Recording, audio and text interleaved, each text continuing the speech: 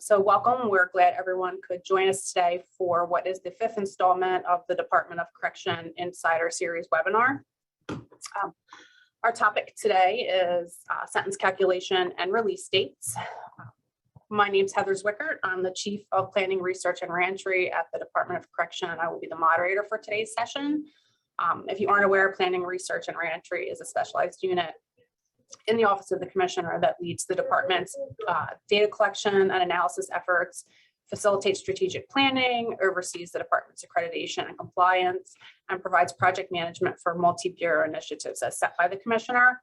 And our unit is assigned the task of expanding and improving prisoner reentry initiatives within the department. Today's presenters include from Central Offender Records, Toby Davis, Linda Martin, and Tara Stewart, and from Sussex Correctional Institution, Bill Evans. Toby Davis is the Director of Central Offender Records. He's been with DOC for 25 years, all of his time in offender records. Toby's worked in all of the Central Offender Records roles, including intake processing, sentence calculation, and release processing. Director Davis currently oversees the overall operations of Central Offender Records, including 50 full-time and casual seasonal staff in the active and inactive records sections. And Director Davis does serve as an expert in the area of sentence calculation. Also, we have with us Linda Martin. Linda Martin is the manager of support services for Central Offender Records. Manager Martin has been with the DOC for 23 years, all in offender records. Linda has a Bachelor's of Science degree in Business Administration, and she began her DOC career as a records clerk at Howard R. Young Correctional Institution. She also worked in Sussex Community Corrections before records was centralized to Central Administration. Manager Martin promoted through the records ranks and has been in her current position since 2009. We also have Tara Stewart. Tara is also a manager of support services for Central Offender Records. Manager Stewart has worked for the state of Delaware since 1999, and she began her career in the DOC in 2011 as a records clerk at Delaware Women's Correctional Institution.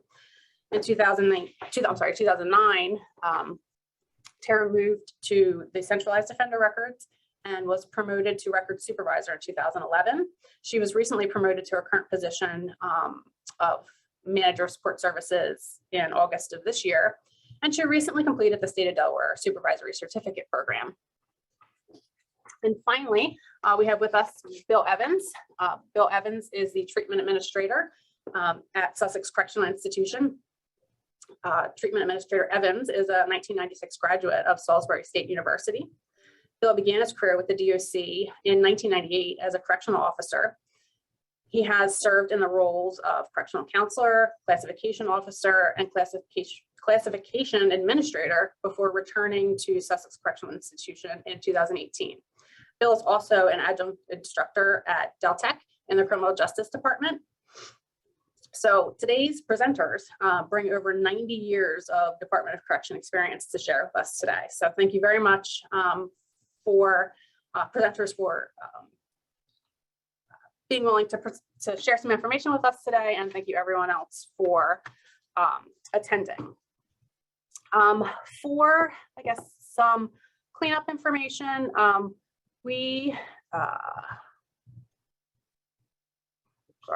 see. The webinar, so the webinar today is being recorded. You are not, if you're a participant, you are not on camera, and your microphone is muted. We will record the webinar, and we'll make the recording in PowerPoint available after the webinar. And we will supply certificates of attendance for those who stay tuned in for the entire webinar. So our first few slides are just providing information on, we kind of always start with these slides, the different facilities that fall under the jurisdiction of the Department of Correction. We have our level 5 facilities and our level 4 facilities. And then additionally, our probation and parole facilities. We have district offices, at least one district office in each county in the state of Delaware. So today's agenda will include information on the role and function of Central Offender Records, information on types of sentences, sentencing orders, how sentences are calculated. We'll also present some information on good time, types of good time, how it's earned by people in DOC custody, and how programs become approved for good time in the department. We'll also give you some information on ways to get involved and connected. And at the end, we'll have a period for Q&A. Throughout the webinar, if you have questions, please go ahead and submit them through the Q&A box on your Zoom screen versus the chat. It's easier for us to keep track of questions in the Q&A box than it is in the chat. So we'd appreciate it if you could use the Q&A for your questions. Go ahead and enter them throughout the webinar. And we have Tom Aiello, who is also in the Planning and Research and Reentry unit, will be collecting the information, and we'll select some questions at the end that were submitted and pose those to our presenters. Given the large number of attendees that we have, we likely won't be able to get to every question, but we'll respond to as many of the unanswered questions that we can afterwards by email. Like I said before, the webinar is being recorded, and we will make the recording and the PowerPoint available after the fact. The webinars are also uploaded to the Department of Corrections YouTube channel, and we'll supply certificates of attendance for those who stay tuned for the entire webinar. So we will also be conducting polls during today's webinar to keep things interactive. Your answers are anonymous for each poll, and your participation is greatly appreciated. We're going to launch our first poll, and for the first poll, we'd like to get a sense of who's joining us. And let me go ahead and launch poll 1. Okay, so first poll, like I said, we'd like to get a sense of who's joining us. So as a check-in, if you could click on the poll on the option that best suits your stakeholder group. We'll give about a minute to answer the poll, and this will give us a good idea of the different types of stakeholders that we have joining us today.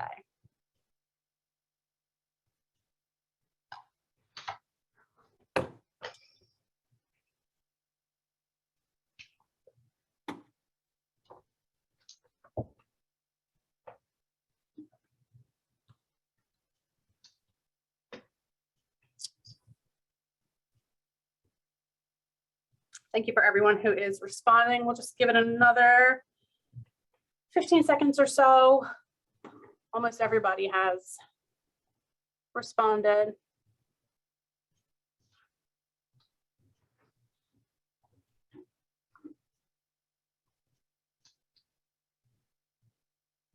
All right, I will go ahead and end the poll now and share the results with everyone. So it looks like the majority of the people who are attending today are DOC employees, which is great. It's always good. We appreciate it when staff kind of are interested in learning other functions within the department. We have a lot of non-DOC state employees joining us. Legislators, nonprofit organizations, community members, and a couple people answering under others. So I think we have, as always, we have a nice mix of people, and we always appreciate people who are interested in learning more about the Department of Correction. And all right, close that poll. Clicking. Okay, so now I'm going to go ahead and turn it over to Manager Martin, and she's going to start. She's going to tell you some things about central offender records. And Linda, just remember, I have the PowerPoint, so whenever you're ready for me to switch slides, just let me know. Okay. Hi, everyone, and good afternoon. Thank you, Heather, for the introduction and invitation to speak on sentences. Our goal today is to give you a generalized overview of various types of sentences Central Offender Records receives and how they are calculated based on syntax sentence guidelines. Before we begin, I would like to go over some general information about Central Offender Records and our stats. So prior to 2008, each facility had its own records department. In 2008, records centralized to the admin building in Dover. Next slide, please. Our hours of operation are Monday through Friday, 6 a.m. to 10 p.m. Saturday and Sunday, we are open from 8 a.m. to 4 p.m. CORE is an on-call 24/7 facility for emergencies and assisted to our facility staff and the courts. Next slide, please. Here is our organizational chart with the director at the top of the chart, followed by the managers. On the left side of the chart is our active staff, which includes supervisors, specialists, and technicians. On the right side, we have our inactive staff, which includes the information resource supervisor and records management specialist staff. Our casual seasonal staff covers both sides of the unit. Next slide, please. Our mission statement is Central Offender Records is responsible for updating all legal matters of those offenders incarcerated at a level 5 and level 4 facilities. We also assist other agencies in obtaining information for those offenders no longer incarcerated. Our unit is comprised of 2 sections. The first section, the active section, we update and maintain records for currently incarcerated individuals. The inactive section maintains records for individuals who are no longer incarcerated or under the jurisdiction of DOC. Next slide, please. Some of our responsibilities are for the active side, they take care of intake, sentence calculations, releases, interstate agreement on detainers or IADs, level 4 agreement for return, Delaware Psychiatric Center, fugitives, and sex offenders. We monitor the last 3. For the inactive section, they work with Delaware Public Archives to manage records retention, and which involves archiving and destruction of records. They also handle the request for subpoenas, felony transmittals with the Department of Elections. They also work with the Department of Labor for tax credit verifications and the State Bureau of Identification for expungements. Next slide, please. Well, I will be turning this back over to Heather, excuse me. I'm going to jump in now, and I think now is a good time. We're going to launch 2 polls back to back right now, just to get an idea of what the participants think about the amount of releases and sentences that Central Offender works with annually. So I'm going to launch our second poll here, and the question is, on average, Central Offender Records calculates how many sentences per year. We have 7,000, 14,000, 28,000, and 50,000 as our options. So a lot of people answering quickly. Really appreciate the participation.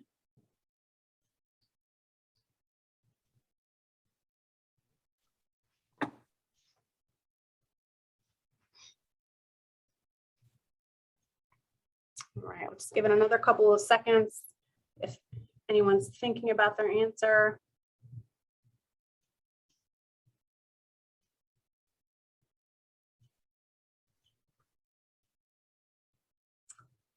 All right. And I will go ahead and end the poll and share results. So the question is, on average, Central Offender Records calculates how many sentences per year. Pretty close, between 14,000 and 28,000 for our guesses. And the correct answer is actually 28,000. So the majority of you got that question right. Between fiscal year 2018 and fiscal year 2021, Central Offender Records calculated on average approximately 28,000 sentences per year. When we move to the next slide, you are going to see how these numbers have changed dramatically during the COVID-19 pandemic. You're going to see a slide that talks about what happened in 2018 pre-pandemic and what happens after. And you'll see that post-pandemic really kind of brought that number down. So thank you for participating in that one.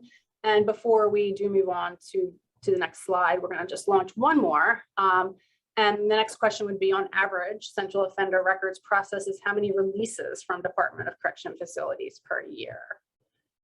We want to weigh in on that one. Did I launch it? Can you see it?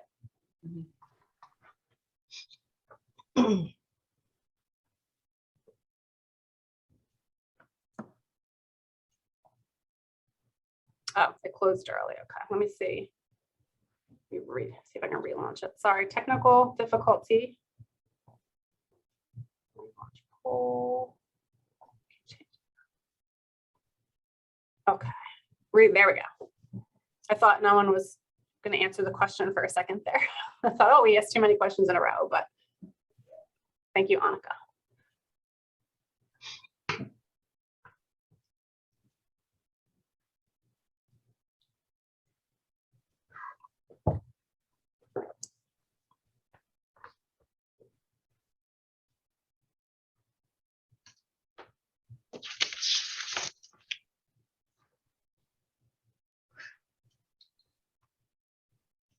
Right, we'll just give it another few seconds if you're thinking about your answer.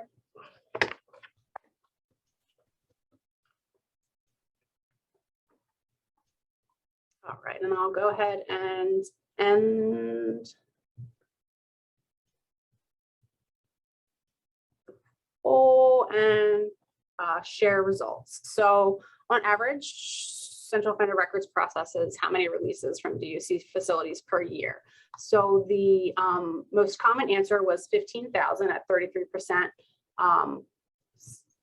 And the correct answer is actually 10,000. So between fiscal year 18 and fiscal year 21, Central Offender Records processed approximately 10,000 releases from facilities. And again, I think you're going to see some impacts of pre-COVID and kind of during COVID that Manager Martin is going to share with you in the next slide. So Linda, I will, turn it back over to you to give some more information on admissions, releases, and sentence calculations. Thank you.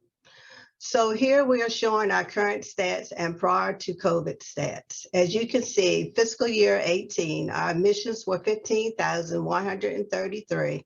Our sentences were 40,342 and releases were 13,778.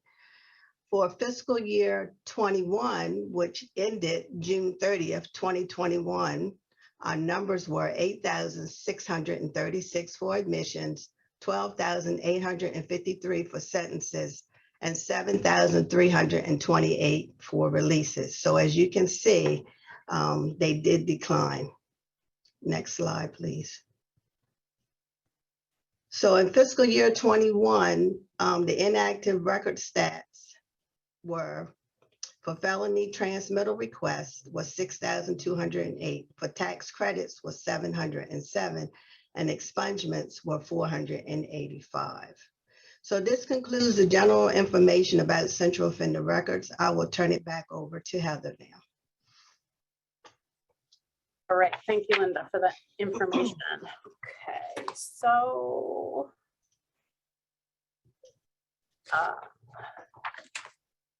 next we are going to move on to sentence orders and calculations, and Manager Stewart is going to provide us some information on this topic.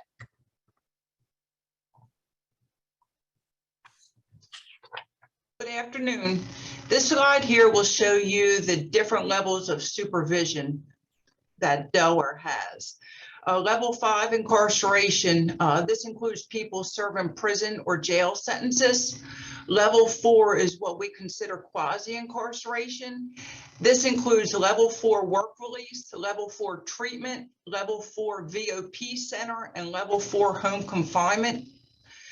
Probation and parole is involved in the supervision of people serving level 4 home confinement sentences. Level 3 is a high-risk supervision. It's an intensive supervision with frequent contact between the officer and person being supervised with collateral contacts. These people also have a curfew. Level 2 is a moderate risk supervision. It's a standard supervision, which is typically less contact between the officer and person being supervised. Level 1 is a low risk supervision. It's an administrative supervision. It's the lowest level of community supervision with least frequent contact between the officer and the person being supervised. And there's also a level 1 restitution only, which is they're typically sentences Typically, these sentences are for people who owe restitution, which may be difficult to collect in full prior to the end of a higher level of supervision, although there are occasions that some people are directly ordered to this level of supervision. Next slide, please. Okay, and I think that this is my slide. So during the course of today's webinar, we're going to use case studies to help demonstrate some of the information that's being provided. If you joined us for the last webinar, the Probation and Parole 101, you might remember Matt Smith's case study. So let's follow up on Matt Smith and see where he is today. So when we last saw Matt, he was on probation out of Superior Court, serving 2 years level 3 probation for robbery 2nd degree. While on probation, Matt was arrested for assault first and possession of a deadly weapon during the commission of a felony. Matt is held in default of bail for several months pending the new charges. Matt eventually goes to court and is sentenced. So Manager Stewart, we will ask you now to talk about the types of sentences, and then we will continue to follow Matt through the course of the webinar. Okay, these here are the types of sentences that Central Offender Records receives and calculates. They're consecutive, which are sentences served one after the other. Concurrent, which are sentences served at the same time. Parole violations, these offenders were paroled earlier than their short-term release date and they violated. These were originally sentenced under non-TIS guidelines. Conditional release violations, these offenders were these offenders were released 61 days or more from their maximum expiration date and they violated. Life and death sentences, they're, I think, self-explanatory. Minimum mandatory, these are dependent on legislation at the time, and I'll speak more on these on the next slide. Indefinite sentences, these sentences have no set terms, although the sentence will be completed once certain conditions set by the court have been met. Civil contempt or support orders, these are for fines or child support arrears, and weekend sentences. These sentences are usually served from 6 p.m. Friday through 6 p.m. Sunday. Next slide, please.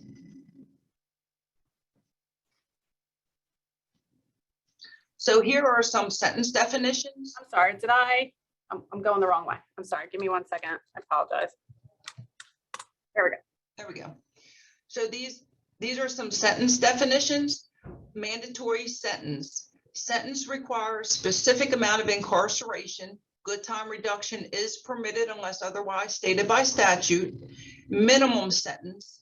Sentence shall not be subject to suspension by the court. Good time reduction is permitted unless otherwise stated by statute. Min-man sentence. Sentence required is a minimum mandatory term of incarceration. Good time reduction is permitted unless otherwise stated by statute. Non-TIS sentence. Sentence imposed prior to the implementation of truth in sentencing. Parole eligibility date. The date on which an offender is eligible to apply for parole if applicable. And truth in sentence. Sentence in law intended to ensure that an offender serve the sentence imposed less any good time or cruel. Next slide.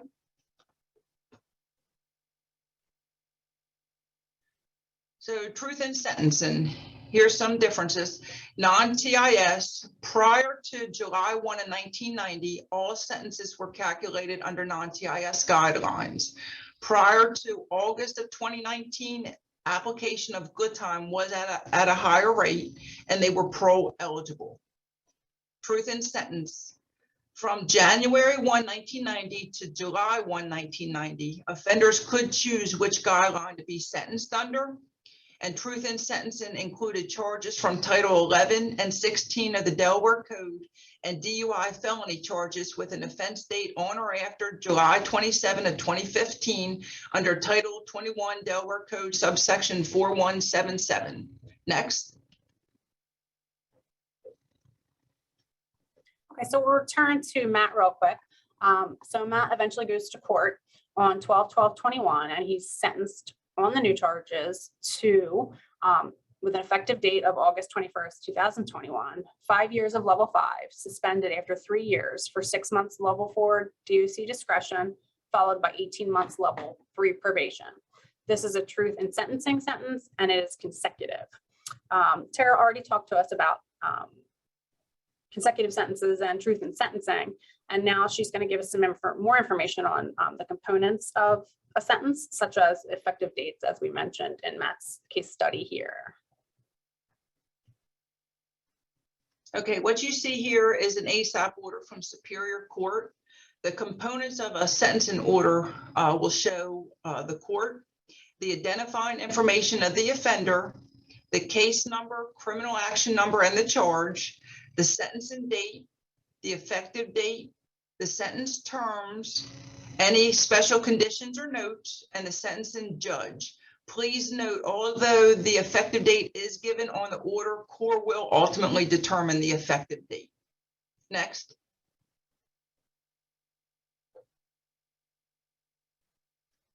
Here are examples of sentencing orders from the Justice of the Peace Court, which is the left picture, and the other is an order from the Court of Common Pleas. Next.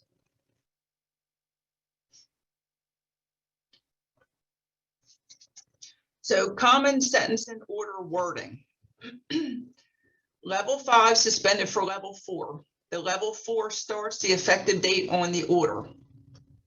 Level 5 time imposed in today's sentence takes into consideration all time previously served. The level starts the effective date on the order. Level 5 followed by level 4. We'll serve level 5 first, then level 4. Level 5 suspended upon completion of the program. Will serve term until completion of required program. Level 5 suspended upon acceptance in the program. For example, inpatient treatment in the community. Will serve level 5 until accepted into program. Some other common wording that's not shown are level 5 suspended immediately for level 4, and level 5 balance of sentences suspended for level 4. In both these examples, the level 4 starts the sentencing date on the order. Level 5 suspended upon completion of program and a set term will serve the set term and complete the program. The offenders could possibly serve more than the set term depending on how long it takes to complete the program. Note, in accordance with Title 11, Delaware Code 3901, an offender will receive credit for time held in custody for a sentence charge. Sometimes the credit isn't applicable due to other sentences the offender may have already been given credit towards. In this case, the sentence will run consecutive to the sentence currently serving. Next.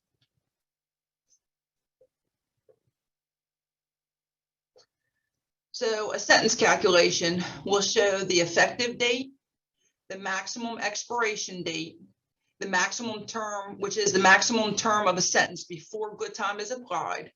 The short-term release date is the release date after statutory good time has been applied. And the adjusted release date is the release date after all meritorious credits have been applied. Next.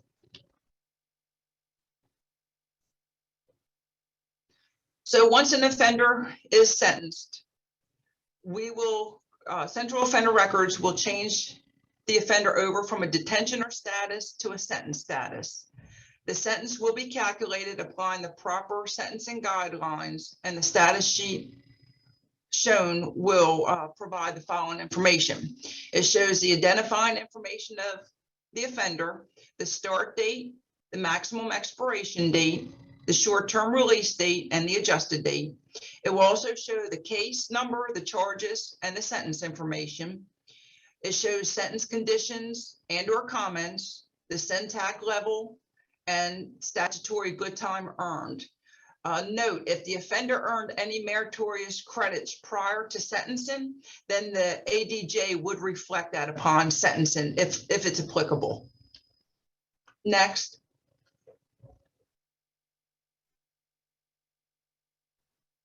So we'll come back to Matt again.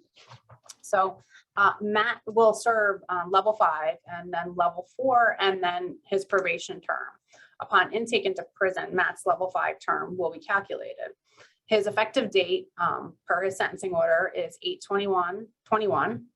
His maximum expiration date is 8/20/24. His short-term release date, 5/16/24. And his adjusted release date is also 5/16/24.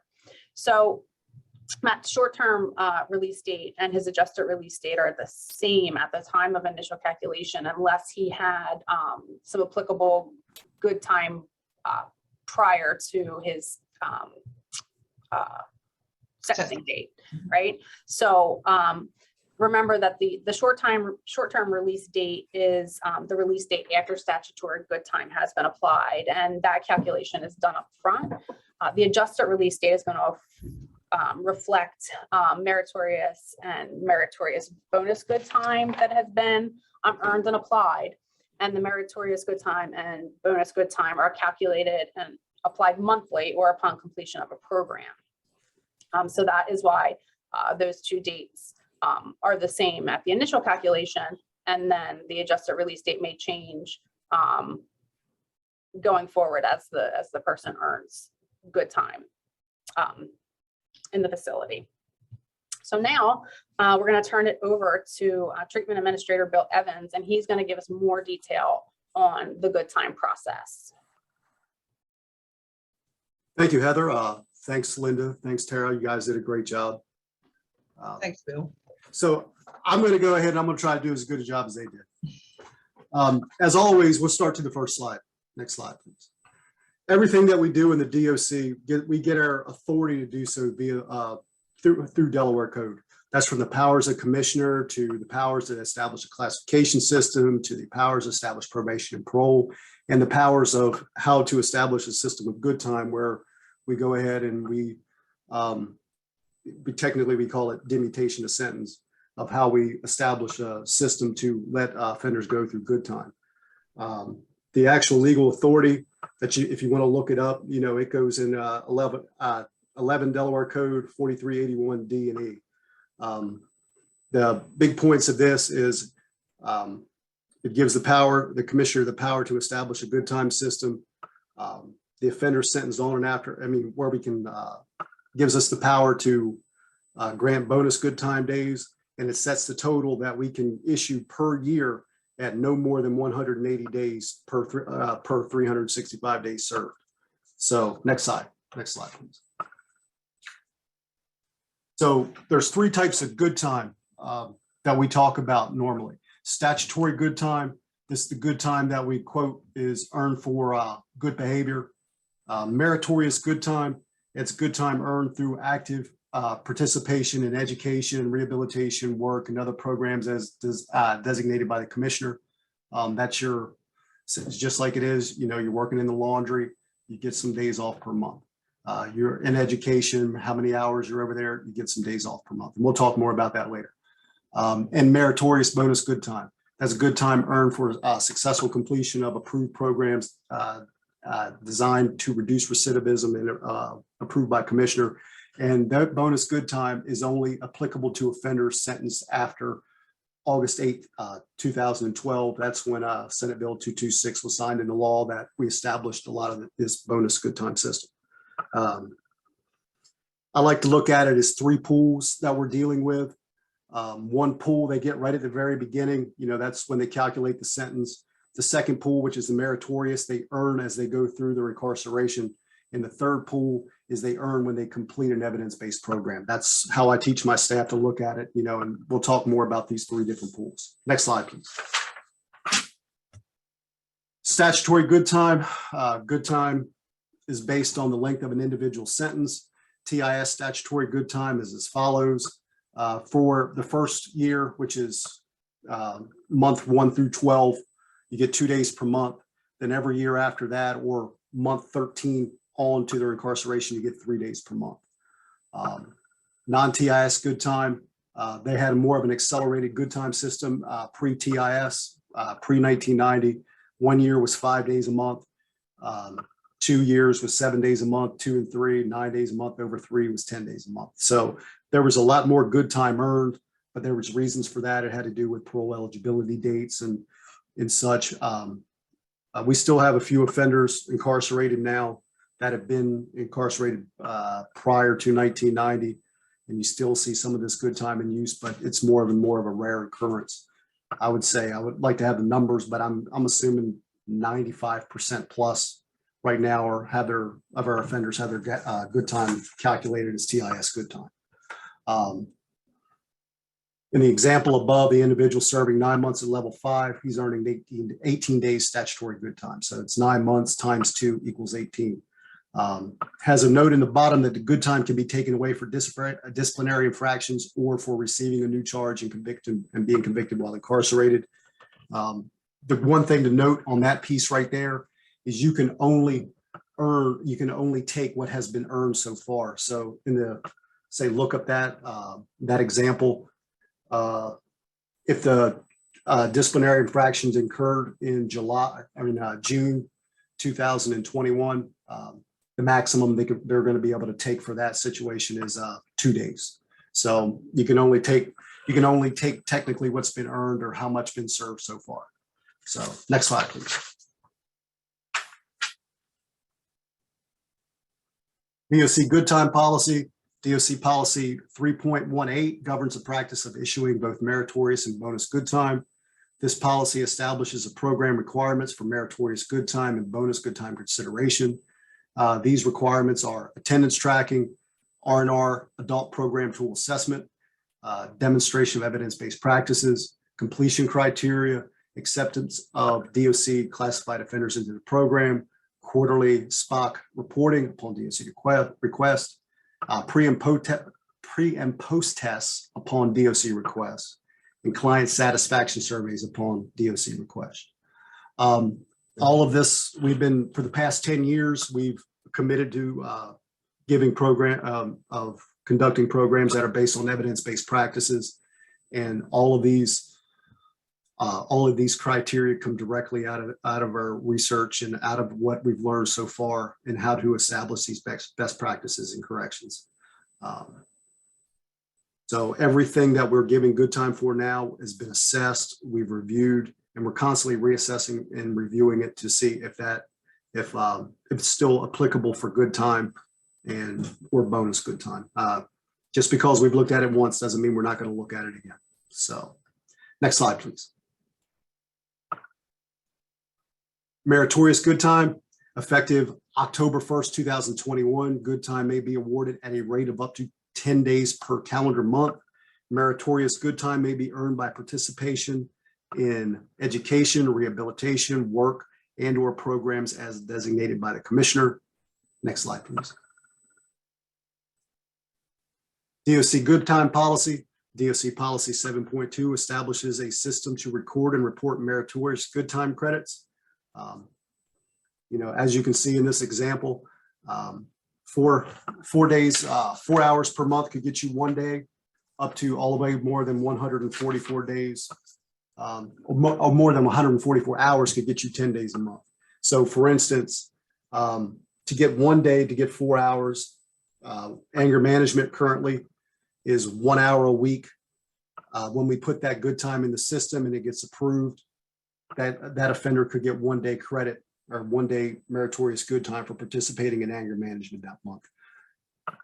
And in our residential programs, some of the residential programs like R2R, you're in there participating in the community 12 hours a day. It doesn't take very long for you to get more than 144 hours for the month. So you get to, and thank you, Toby. There's no sweet spot for 46 to 60 hours per month. There's no 43 days for that. It's just 3 days, typo. So it's easy to get, it's relatively easy to get 10 days a month now. For instance, if a janitor in a building working in medium building SCI, those janitors usually, they're on the clock for like 5 hours a day, 30 to 31 days a month. Next thing you know, they have 150 to 155 hours per month for 10 days. It's simple. We track the hours, we submit it, and that's how the good time's deducted. Yeah. Next slide, please. Meritorious bonus good time. That's a good time that is earned for successful completion of an approved program designed to reduce recidivism and approved by the commissioner. Again, this is for offenders, sentenced after 2012. Next slide, please.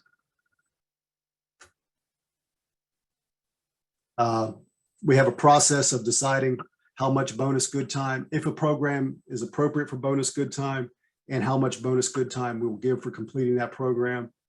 Some of the steps that we take, or the DOC Office of Planning and Research and Reentry oversees the process of evaluating the programs for meritorious and bonus good time eligibility.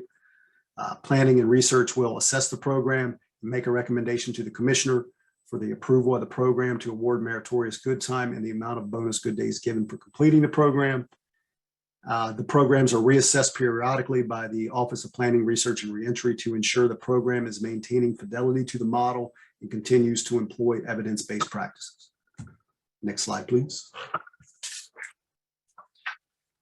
Here's some examples of how much good time that we give, or how much bonus good time we give for completing programs. R2R, you see on here that the tracks, like track 1, track 2, and track 3. Track 1 has the most dosage, track 3 has the least amount of dosage, and we give bonus days based on the amount of dosage that they receive in that program. Level 4 treatment, track 1 at level 4, that's usually maximum of 6 months long, so therefore that's why it's 15 days bonus days. Track 1 at level 5 usually runs anywhere between 9 and 12 months. That's why we give more than 30 days. So for instance, track 3, R2R here at SCI, that's a 90-day program. Based off the dosage, we give it 5 bonus days. Let's see. Thinking things through, we give 15 bonus days for that. But thinking things through we believe is kind of the gold standard of cognitive behavioral therapy programs in corrections. It's 6 months long, 4 hours a week. It's relatively high dosage for a CBT type of program. Therefore, we're going to give it 15 days. Next slide, please. And here's some other programs where we give bonus days based off of our assessments. AVP gets 2 bonus days. That's a weekend seminar that's available. Here at SCI, we do that seminar once a month. Anger management, 2 bonus days. That's 8 hours of programming in that course. Notice here we get there's 30 bonus days you get for getting your GED, getting your high school diploma. That's a very good thing. And life skills MRT, 12 bonus days. That's a very good CBT program as well, operated by the Department of Education. So we have a lot of programs we throw out there now that we give the opportunities to the offenders to take to get these bonus good time days. Next slide, please. So we have a couple case studies here. So just to walk through how these things work. Jim Johnson is an inmate here at SCI. His current release date is 5/16/2021. Johnson is classified to work in the food services, which is the kitchen. In October 2021, well, how about this? It's supposed to be 5/16/2022. Or how did I do it? My fault. I had a typo when I did this. In October 2021, he worked 26 days for the month for a total of 153 hours. 153 hours, if we go back to the chart, we just looked back a couple slides ago, that's a 10-day deduction. So his good time, his ADJ, which is your adjusted release date, which is your full-term release date minus statutory good time minus earned good time, would become 5/6/2023. Next slide, please. Thanks, Bill. We're going to jump in right here and launch a poll just to kind of gauge people's understanding of how good time is calculated, or, probably more realistically gauge how complicated it really is, right? So thinking back to the table you saw a few minutes ago that showed the number of hours of good time that you can earn per the hours of work done or hours spent in programming. how many days of good time would be applied to Mr. Johnson's sentence for October? So if we're taking into account the 153 hours worked and the, do we have all the information to answer this question yet? Did I launch the poll too early? No, I did. I think I launched the poll too early. So hold on one second. My apologies, right? Because I think you need more information to answer the question. I think it's after the next slide. Yeah, get to the next slide. I jumped in too early. I'm really having technical difficulties today. So Bill, why don't you give everybody more information that they might need to answer this question, and then I'll relaunch the poll. Thank you, Heather. I will gladly do that. So the good time example number 2 is a little bit more complicated because not everything is as simple as the first one. Offenders are participating in multiple things while they're here. We encourage that. Offender Philadelphia is very active in work and programs here at SCI. He works as a janitor in the evening and participates in programming during the day. During the month of October, this individual did the following. He worked 20 days as a janitor for a total of 131 hours. He participated in a weekend ABP seminar for a total of 20 hours. And he also participated in 25 hours of GED programming during the month. So that's a total of one. Okay, go ahead. All right, so now it's time for the poll. And then let me relaunch. And I actually have the wrong name on the poll also because I was the slide early. So again, we're talking about Philadelphia, and we're going to think back to the chart we saw that talks about the number of hours of good time that you can earn for work and for program participation. So Mr. Philadelphia worked 131 hours, participated in 20 hours of programming in alternatives to violence, and participated in 25 hours of GED programming. How many days of good time would be applied to Mr. Philadelphia's sentence for October? Just give everybody a little bit of time to answer.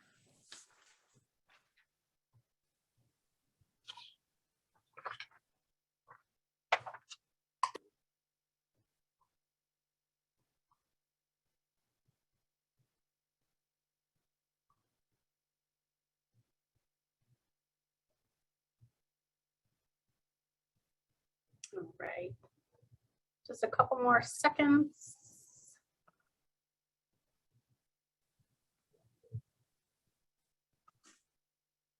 All right, I'm going to go ahead and end the poll.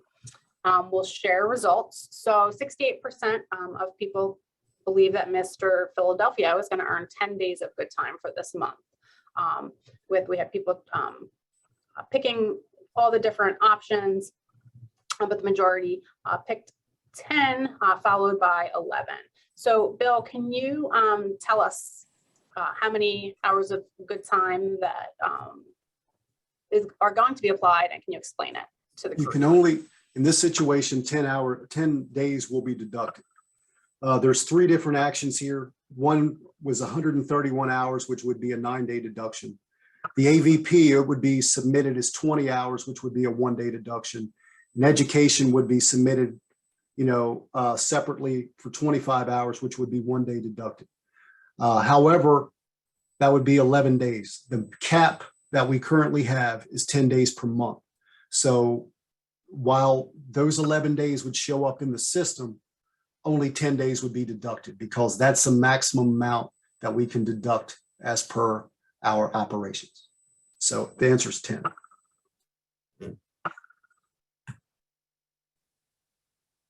Next slide, please. We also have can issue bonus good time due to a public health emergency. Lastly, the DOC has a legal authority to issue bonus good time for receiving a designated course of vaccinations during a public health emergency when specific criteria are met.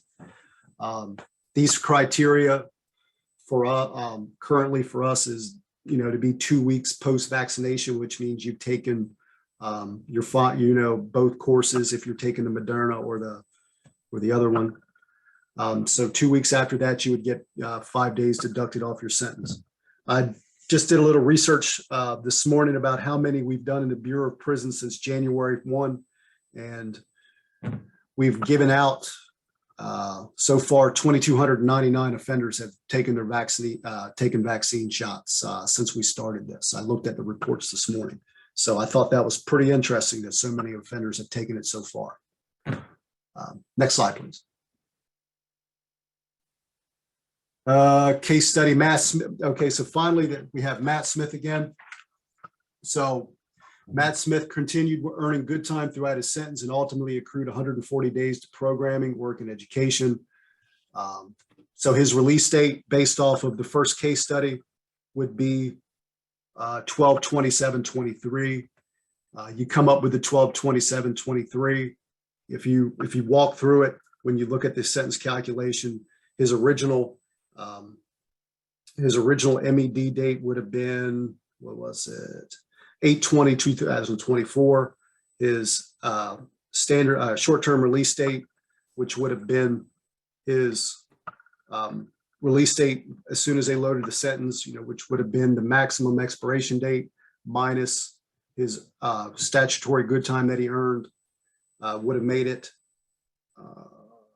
5/16/24.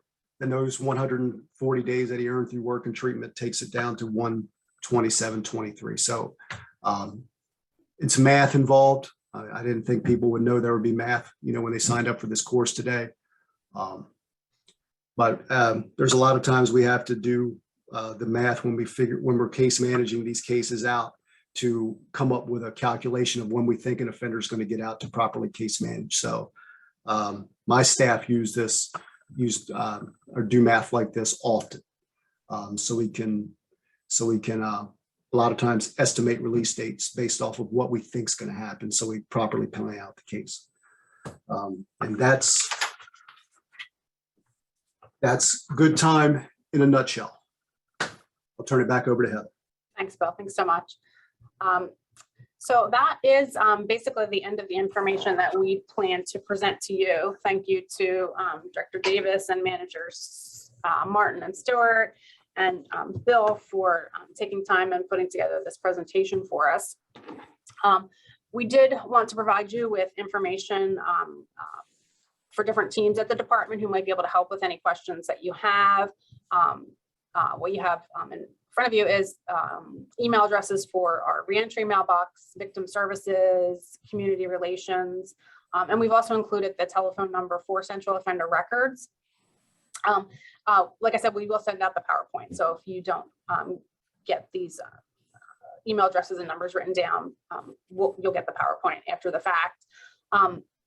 Please know that, when we move to Q&A and when you're sending questions, we won't be able to answer publicly during this webinar any questions about a specific inmate or probationer. So if you have questions about a specific person, we obviously won't be able to answer it during the webinar, but you can reach out to the victim services or to the community relations team if you have questions about a specific inmate or probationer.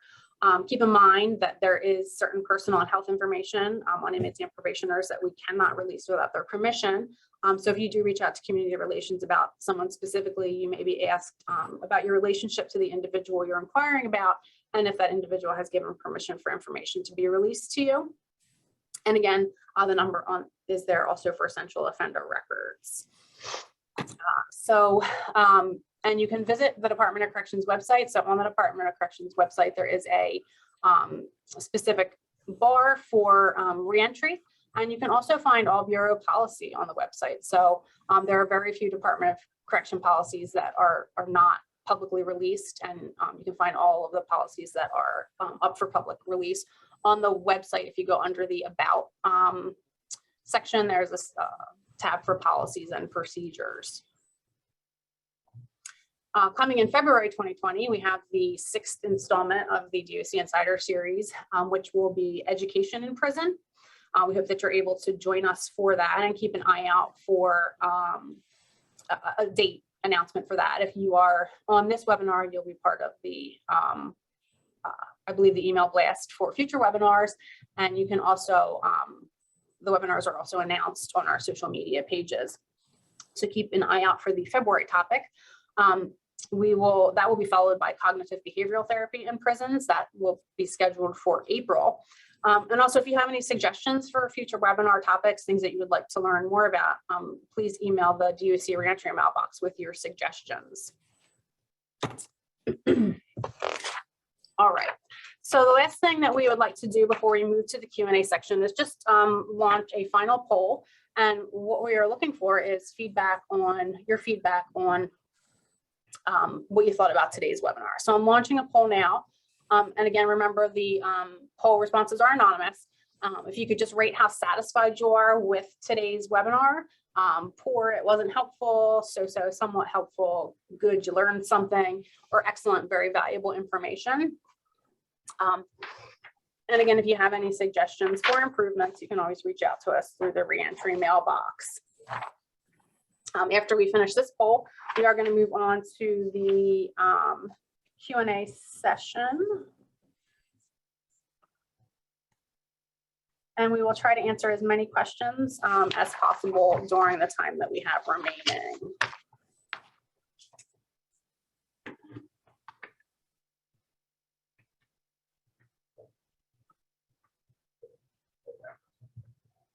All right, I'll give it just a few more seconds.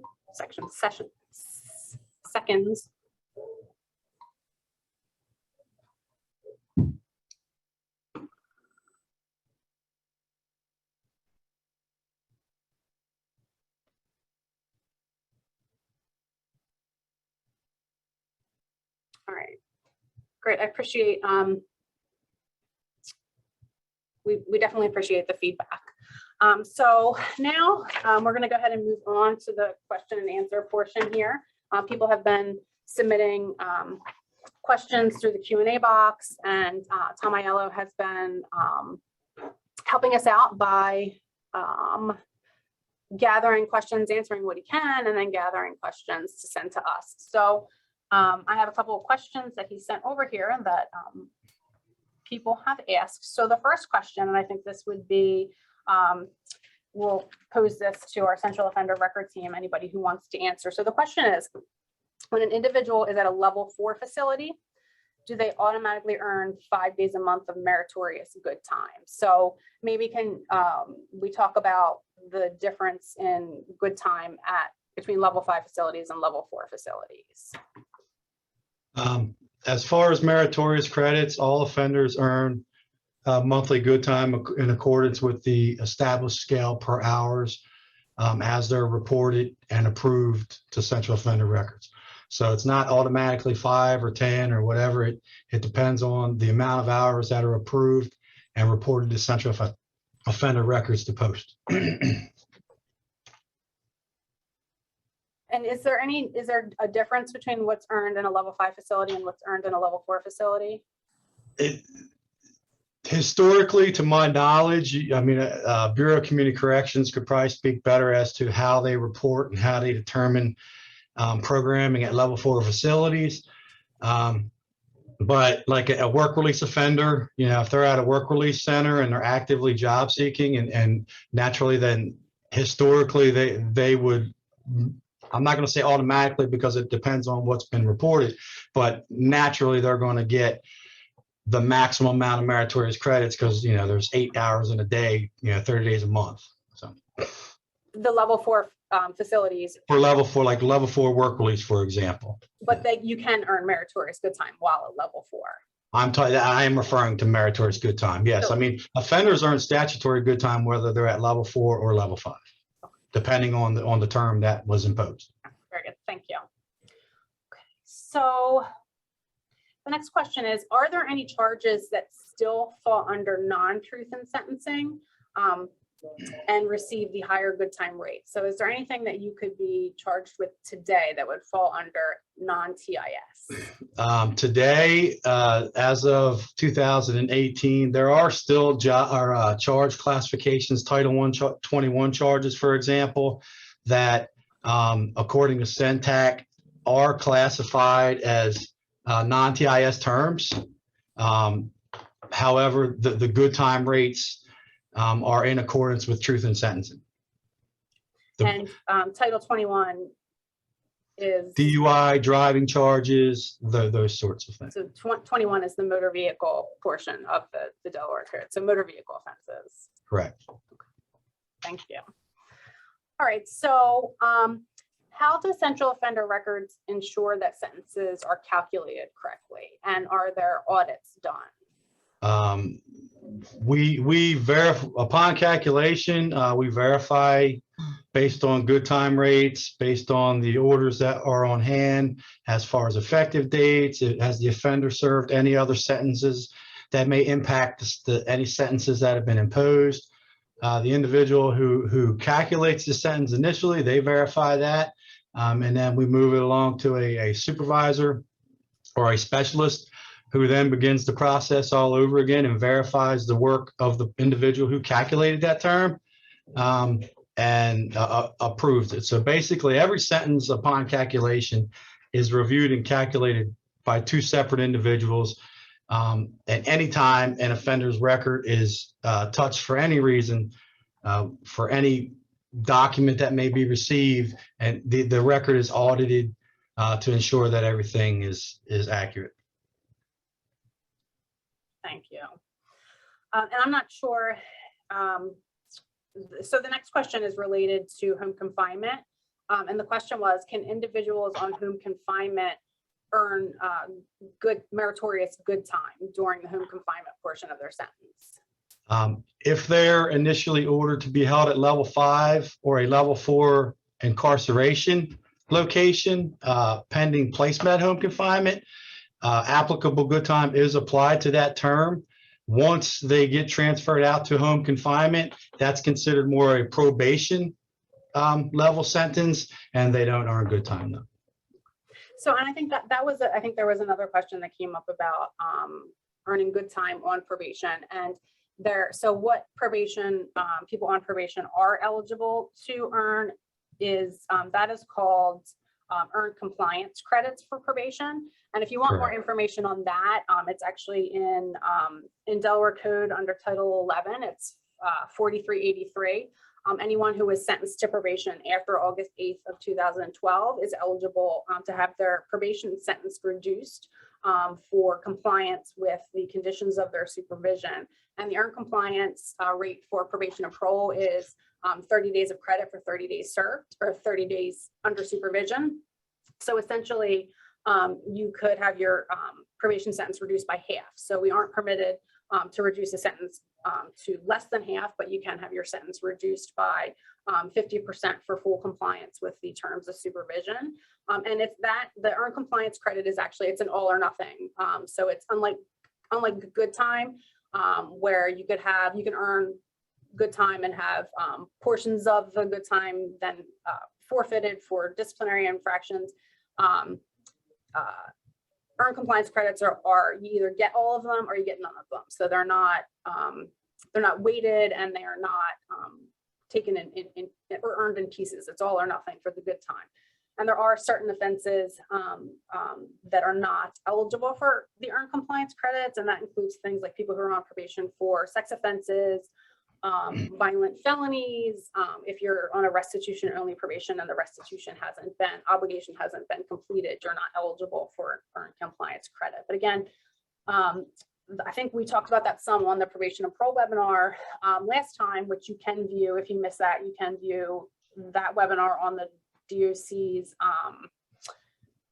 YouTube page. And I think that Director Kearney and Bureau Chief Taylor talked about the earned compliance credits. So there is a way to lessen your probation sentence, but it is different than good time. All right, so I know some more questions have been coming in as we've been asking. So let me just take a look. Okay, so we have a question. So bonus good time, which is calculated after a person completes the program. Do they earn it the same day they complete it, or does it take a few days or a few months for it to be applied? So basically, when they complete their program, how long after the program is that good time applied? specifically as it relates to program completions.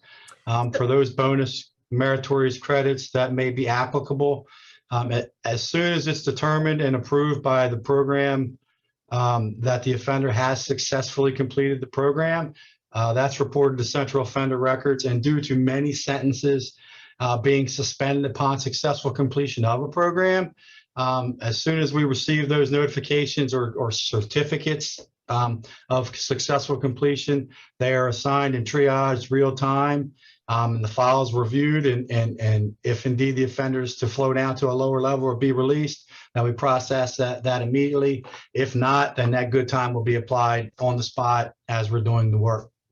To answer any questions that may come up as far as when is meritorious credits posted, they're to be reported by the first of the month following the month in which they were earned, and they're posted as they're reported.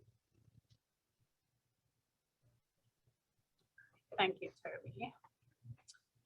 All right, I'm just kind of scrolling through to see if we have anything else coming through. And I know Tom has been answering some questions individually throughout the course of the webinar. So I'm just taking a look to see if any of those might be something that everyone in the group might be interested in.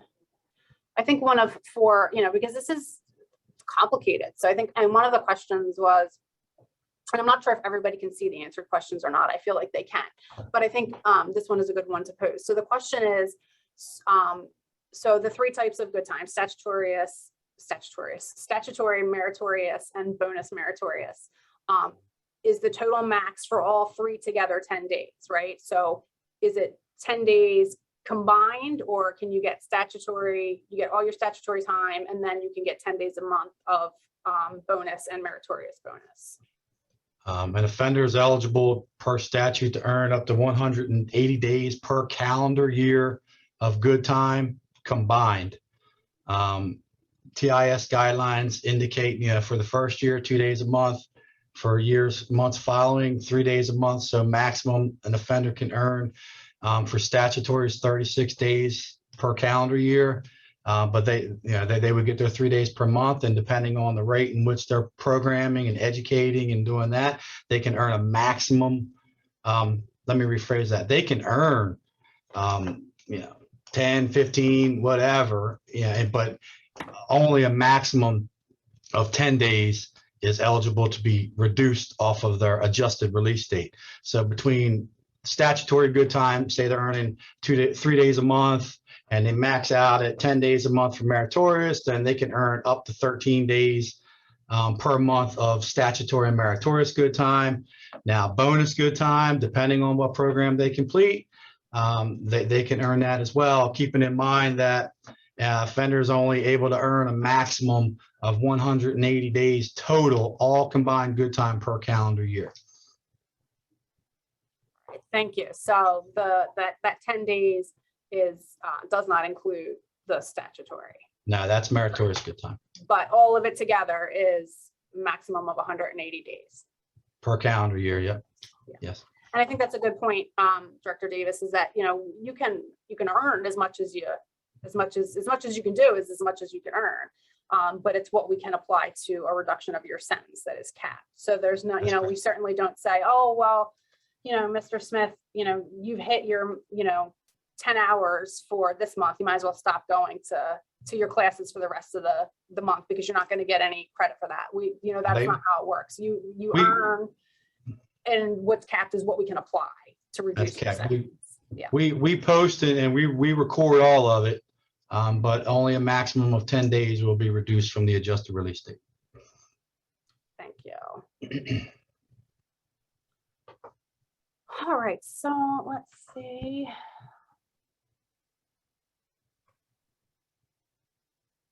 So there was a question, and I think it's interesting, and I don't know, and this might, I think this probably kind of touches on classification too. And the question was, so given that there's a cap on the amount of good time that you can earn per month. And that some good time is awarded for the program completion versus the program participation. Is there strategy in timing programs and work? So that the, I don't know, so that the good time is divided across the months, or so that, I don't want to say that, I don't want to, because the person asking the question didn't use the word wasted, but so that like you're not earning a bunch of good time in a month that's not going to be able to be applied. So I think that as far as that question is concerned, I don't think we're strategic in putting people in programming like for maximum good time award, but I think Bill can probably talk to this, that there is consideration for time when choosing programming to put a person in, right? So when people come into our custody, they are assessed for their risks and their needs, and programming, best fit programming is recommended for a person. Bill, can you talk a little bit about how good time might be considered when the classification teams are making decisions, or when release dates are considered when making decisions for picking programming? Yeah, we always take into account what an offender we think they're going to earn going forward, because you need to take that into consideration to think about what their release date could be in the future, so you can plan their treatment around what their release date could be, because you easily could get in a situation where they might be appropriate for a drug treatment program, and we place offenders in drug treatment programs at the end of their sentence. However, with offenders earning 10 days a month now, that sentence comes up very quickly now, and you might get in a situation where you don't have enough time left to put the offender in the program you want to place them into that would best treat their needs. So yeah, so we're always thinking about ways that we can utilize the time better, and quite honestly, we work on trying to get every offender as much good time as possible so they can go home as quick as they can. That's good. That's motivation is good for them, good for their rehabilitative efforts. That keeps them motivated, keeps them behaved, and makes for a safer prison when everybody else, when they're involved, is maxing in the maximum amount of programming they can. So we do that. However, have I had discussions lately? I mean, keep in mind that the 10 days a month is a new phenomenon that just went into account in October 1st. So a lot of the questions about, are we going to see somebody be able to earn 180? I don't think we've come about. We're not going to see that until about 12 months from now, till we finally gauge what this has done to our population, about 12 months after we've started giving out these 10 days a month. So I saw that question pop up there, and I'm not sure we're going to know that answer for a few months yet. But yeah, I talked to an offender the other day. He was asking about going to work release his last 180 days. And I had the honest conversation with him about, but you're working in the kitchen right now, you're getting 10 days a month. But do you really want to do that? Do you want to give up the 10 days a month you're earning now to get a chance to go over to work release and maybe be able to go out and look for a job and do all of these other things and go through the process that you would have to go through over, changing from level 5 to level 4, your last 180 days to go over there to work release? Or do you want to continue getting that 10 days a month? That's a question now offenders are starting to ask. That used to be an automatic no, I want to go to work release. Now they might say, no, I'm good earning these 10 days a month here right now. So a lot of the calculus about how we make some of the decisions have changed. As far as longer term offenders, if I was coaching them up about, the very thing that you talked about going through programming, say if they had like an 8-year sentence, I'd be like, hey, you might want to slow your roll a little bit. You're getting 10 days here, you might not be getting them down the rail, but, slow up on your programming right now. I mean, let's spread it out a little bit. I would have that conversation with them. So yeah, there's always decisions being made. Sometimes, jamming as much in as you can is not the proper call. That's some conversations I've had recently. So I hope that probably didn't help any, but I mean, I think it helped my understanding of it. So hopefully it also helped the person who posed that question. And again, if there's anything that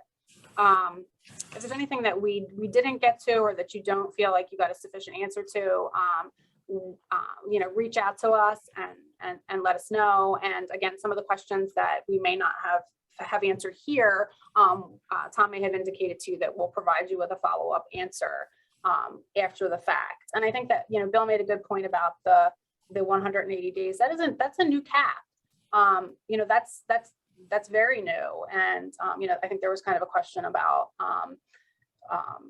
no one earning the 180 days a year, but we haven't had the opportunity to do it yet because it's but I can easily tell you how it's going to happen. It's going to happen next year. Mhm. I'll run through the math.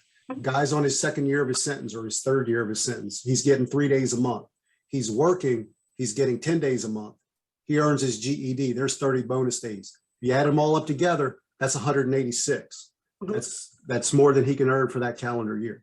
Yeah, So so- that scenario is going to come up within the next 12 months or so. It's going to happen. Yeah, absolutely. And I think that that you don't hear about it happening yet because it's just, we haven't had it long enough for it to happen, right? So it just hasn't been in effect long enough. It's going to happen. And we are evaluating, we also have to evaluate how that might impact people's ability to complete programming, right? Because that's also that could be an unintended consequence that we don't want, people who need to complete, substance use disorder programming, maxing out with their good time before they complete. And if we start seeing that, there's adjustments that we're going to have to make to address that, because it's absolutely important to go home, and it's absolutely important to complete programming. So that's going to be something that we said we would, evaluate after this additional good time was kind of rolling for a period of time to see what kind of impact it was actually having on things like completions. Yeah, they're really going to have to, discuss the balance between the two of work and programming.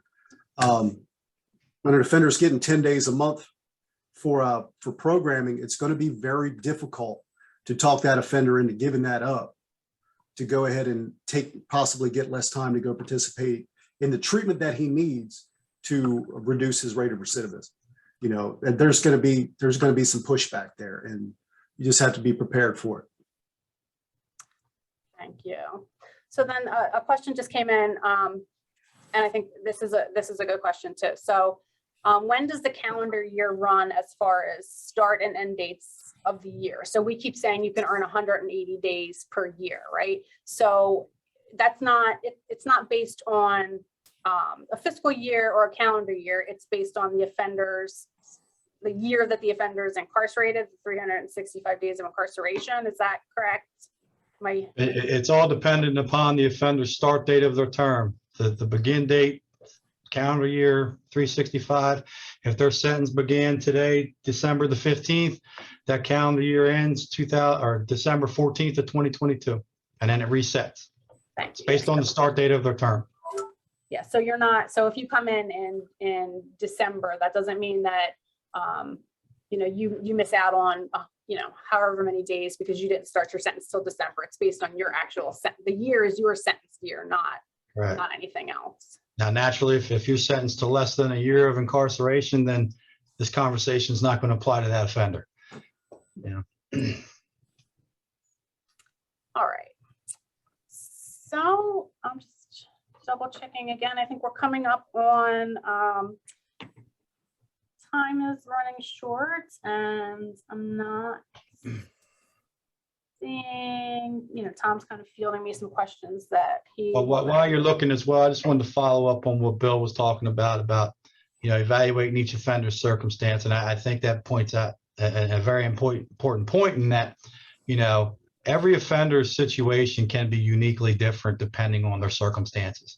So, as we talk about sentence calculation, we follow statute, we follow sentencing guidelines from the courts, but each offender's, their charges, if they have pending charges or not, do they have other sentences that they've served, what level are they on, what level they have to follow, all that comes into play from every aspect for the whole time they're with the department. So it's just not a clear one size fits all offenders. That, you know, every offender has their own unique set of circumstances, and the department addresses those circumstances depending on where they are in the process. All right, thank you so much. All right, so that looks like, I think, everything that we're able to kind of answer in this forum. Again, if you have additional questions, you know, you can reach out either through the reentry mailbox, or you can respond to Tom Aiello's emails that have come from him regarding the webinar. Anything that he's indicated that we'll get to you, we'll do our best to get it to you as quickly as possible. Again, this is the webinar is recorded and is posted to the department's YouTube channel. It usually takes a little bit to get it posted up to the YouTube channel. But if you are an attendee, you will receive, in the next couple of days, you will receive a copy of the PowerPoint, and you will also receive the webinar recording. If you stayed logged on for the entirety of the webinar, you also receive a certificate of completion. I want to thank Bill and Toby and Linda and Tara for taking the time to put together a presentation and answer all of our questions. And I want to thank Tom for helping organize everything behind the scenes for me. And thank you to everyone who has attended the webinar. We hope that you learned something and that you got some valuable information. And we hope that you can join us for our next webinar in February, which again is going to be education in prison. And again, please, if you have any suggestions or thoughts on future webinars that you might be interested in seeing, please let us know. You can reach out through the reentry mailbox that is included in the PowerPoint slides. So thank you, everyone, and we'll go ahead and end for today. Thank you. Have a good one. Thank you. Yeah.